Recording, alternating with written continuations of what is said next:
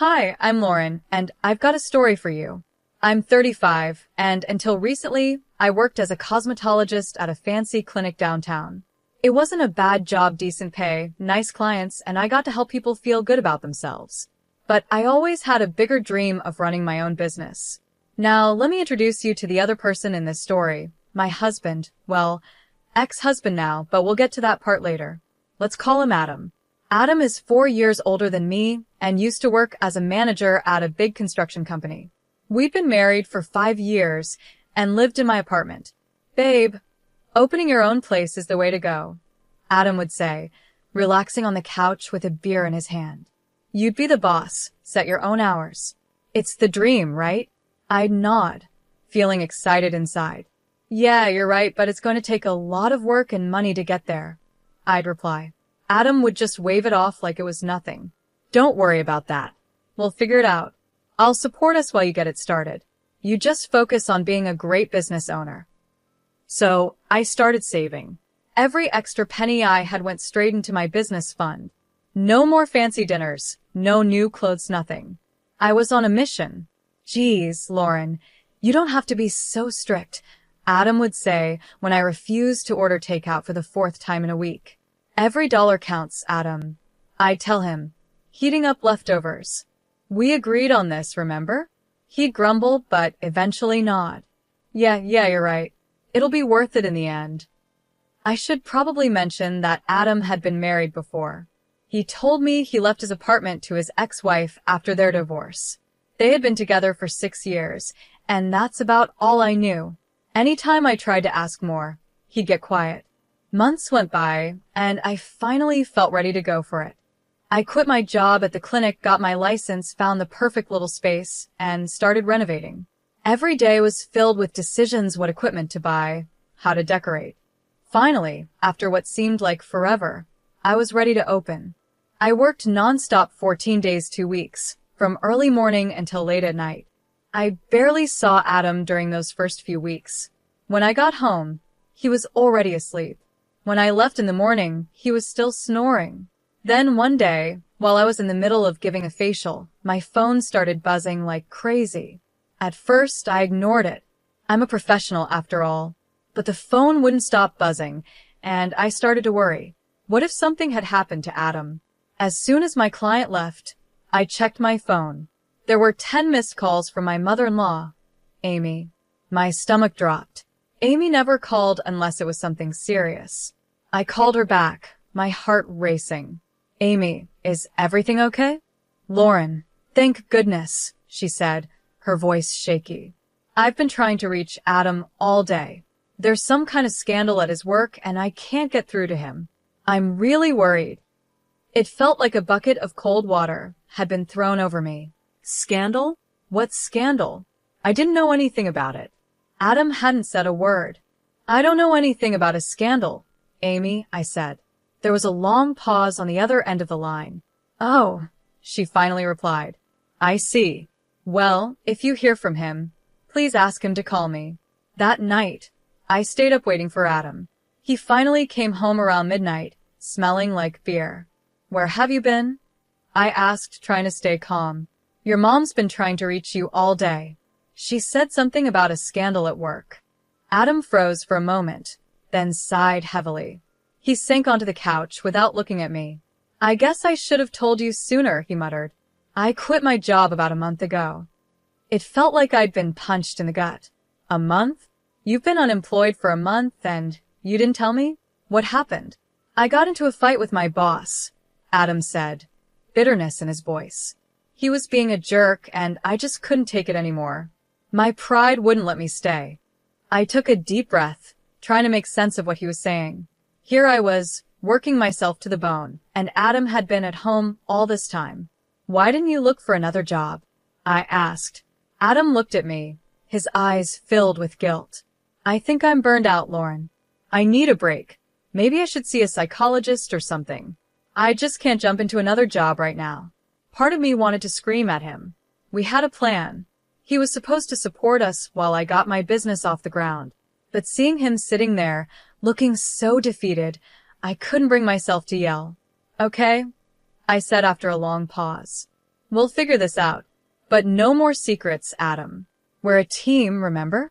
He nodded, relief washing over his face. I'm sorry, Lauren. I promise no more secrets, he said. Little did I know that was just the first of many promises he'd break. The next few weeks were tough. I started picking up extra shifts at my old clinic, working mornings at my own office and afternoons at the clinic. It was exhausting, but I didn't have a choice. We had bills to pay, and I still had a loan to repay for the office. Adam spent most of his time at home, supposedly looking for jobs online, but mostly playing video games. I tried to be supportive, reminding myself that mental health is important. But as the weeks turned into months, I started to wonder if he was even trying at all. Then finally, a glimmer of hope. One day, Adam came home grinning from ear to ear. I got a job, he announced. I was so relieved I could have cried. That night, we celebrated with a bottle of wine, toasting to new beginnings. For a moment, it felt like everything was going to be okay. But Adam's new job only lasted a month. One day, I came home from a long shift to find him sprawled on the couch, beer in hand, staring blankly at the TV. You're home early, I said, feeling a sinking sensation in my stomach. He shrugged, still watching the screen. I quit. It felt like a punch to the gut. What? Why?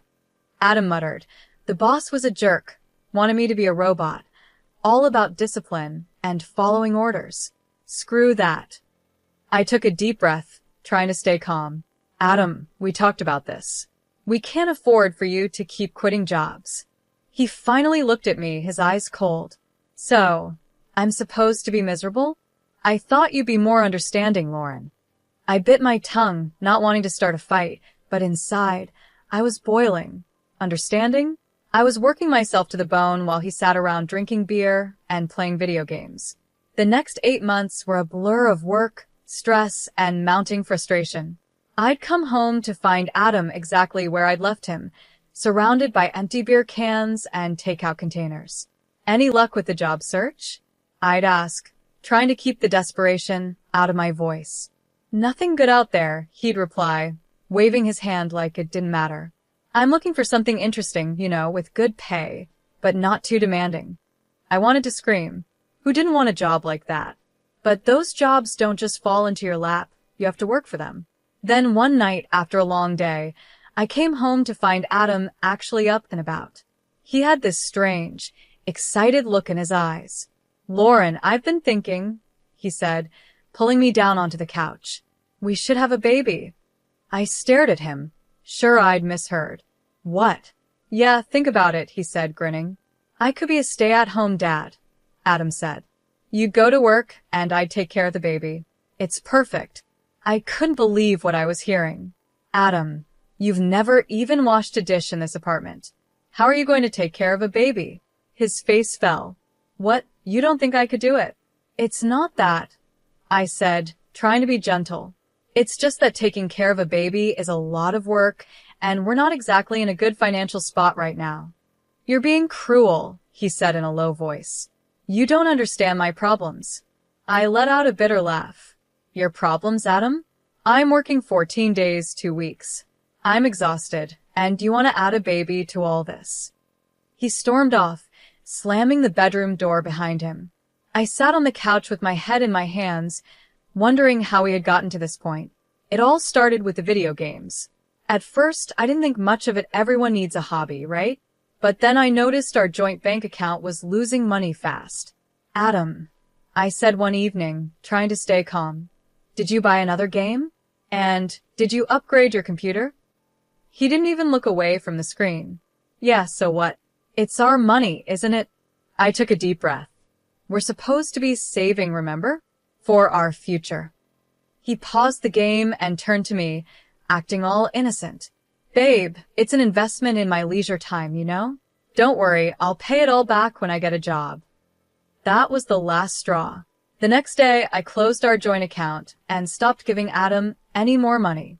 If he wanted to act like a child, fine, but I wasn't going to be his personal ATM anymore. I thought that would solve things. Boy, was I wrong. The fight started almost right away. Adam would stomp around the apartment, slamming doors and muttering under his breath. You don't respect me, he'd yell. You're trying to control me. I try to stay calm. Adam, I'm just trying to keep us afloat. We can't keep spending money we don't have. He stormed off again, leaving me standing in the kitchen, wondering how we ended up like this. Days went by, and Adam didn't lift a finger around the apartment. Dishes piled up in the sink, laundry overflowed from the hamper, and takeout containers were scattered everywhere. I was working myself to the bone, and he couldn't even be bothered to vacuum. Then came the day that changed everything. I got home early from work, my head pounding with a migraine. As I approached our apartment door, I heard Adam's voice coming through the open window. "Yeah, Mom, I need a new suit for this great new job," he was saying. "Could you lend me some money? I'll pay you back as soon as I get my first paycheck." I froze, my hand on the doorknob. New job? What new job? I burst into the apartment, startling Adam so much he dropped his phone. "What new job, Adam?" I demanded. He stammered, trying to come up with a lie, but I had caught him red-handed. "You are going to take money from your parents for a job that doesn't even exist?" I was shaking with anger. "I was going to tell you," he mumbled. "Tell me what? That you're a liar? That you'd rather take money from your parents than get up and find a real job?" What followed was a huge fight. We yelled, we cried, and said things we couldn't take back. In the end, Adam grabbed a bag and stormed out, saying he was going to stay with his parents for a while. As the door slammed behind him, I sank to the floor, my head in my hands. I had my own business. I was driven. I was successful. Yet here I was, married to a man who seemed determined to drag us both down. The days after Adam left were strange. I kept expecting him to come back, full of apologies and promises to do better. But as one day turned into one, then two, and then a week, there was nothing. No calls, no texts, not even a lousy email. Part of me was relieved. The apartment was peaceful, no more walking on eggshells, no more cleaning up after a grown man who acted like a teenager. But another part of me was worried. What if something had happened to him? Just when I was thinking about calling his parents, my phone rang. Adam's name flashed on the screen. I answered, my heart pounding. "Adam, where are you? Are you okay?" His voice was cheerful. "Hey, babe. Guess where I am? Miami. Can you believe it? Mom always wanted to come here, so we decided to make it a family trip. It's amazing." It felt like a punch to the gut. Miami? While I had been here, worrying about him. "What do you mean, we decided?" I asked, my voice tight. "When did you decide this?" "Oh, it was kind of a last-minute thing," he said, sounding casual. "I told Mom and Dad about my great new job offer, and we thought, why not celebrate?" I gripped the phone so hard my knuckles turned white. "What job offer, Adam? We both know there isn't one." There was a pause. Then Adam's voice came back, quieter this time. "Look, what they don't know won't hurt them, right? We're having a great time. I'll find a job when we get back, I promise." "And how exactly are you paying for all this?" I asked, fearing the answer. "Oh, don't worry about that," he said, his voice brightening again. I borrowed a couple of your credit cards. But don't freak out. I'll bring you back a magnet or something, okay? Have a great weekend." And then he hung up, just like that. I stood there, staring at my phone, feeling like my entire world was falling apart. The man I had married had stolen my credit cards to fund a vacation based on a lie. Something inside me snapped. I was done. No more second chances, no more excuses. With shaking hands, I opened my banking app and blocked every one of my cards. Then I called a locksmith. "I need my locks changed," I said, my voice steady. "Today. As soon as possible." The locksmith came and went, and I was left alone in an apartment that suddenly felt too big, too empty. But I wasn't finished yet. I grabbed my phone and made one more call to a divorce lawyer. Later that day, as I sat in the lawyer's office, I felt a strange mix of emotions, sadness, anger, fear, but also relief. Signing those divorce papers was the first step in taking back control of my life. That evening, I was settling in for a quiet night at home, the first in what felt like forever, when my phone started buzzing. Adam's name flashed on the screen. I took a deep breath and answered. "Lauren, thank God you picked up." Adam's voice was frantic. "Something's wrong with the cards, they're not working. We can't pay for anything." I could hear the panic in his voice, but I felt surprisingly calm. That's because I blocked them, Adam. There was stunned silence on the other end then. You what? Why would you do that? Because they're my cards, Adam. I didn't give you permission to use them. But we're stranded here. Mom and Dad are freaking out. You have to unblock them. I could hear the desperation, but I stayed firm. No, I don't have to do anything. You got yourself into this mess. You can get yourself out. That's when he lost it. Are you kidding me? You're putting me in an impossible situation here. You're my wife. You're supposed to help me. Unblock the cards right now, or I swear to God, I'll divorce you. I burst out laughing, a deep, uncontrollable laugh that seemed to come from a part of me that had been locked away for too long. Oh, Adam, I said once I could speak again, you're a little late with that threat. Then I hung up. The next day, I rented a storage unit and packed up all of Adam's things, every shirt, every game console, every little thing that reminded me of him. It all went into boxes and then into storage. I knew Adam would come home soon, probably expecting to walk right back into our apartment like nothing had happened. Well, he was in for a surprise. Sure enough, a few days later, my phone rang. Adam's voice was a mix of confusion and anger. Lauren, what the hell? I can't get into the apartment. Did you change the locks? Yes, I did, I said calmly. Your things are in a storage unit. I'll text you the address and unit number. My things? What are you talking about? Let me in, Lauren. This isn't funny. I took a deep breath. This was it. I'm not joking, Adam. I've filed for divorce. The papers should arrive at your parents' house any day now. There was a long silence. Then, divorce? Lauren, come on. You can't be serious. We can work this out. Let's start over, okay? I'll do better, I promise. It's over, Adam, I said firmly. I've made my decision. Please don't contact me again, except through my lawyer. I hung up and blocked his number. As I sat there in my quiet apartment, I felt a mix of emotion, sadness for what could have been, anger at all the lies and betrayal, but mostly, I felt relief.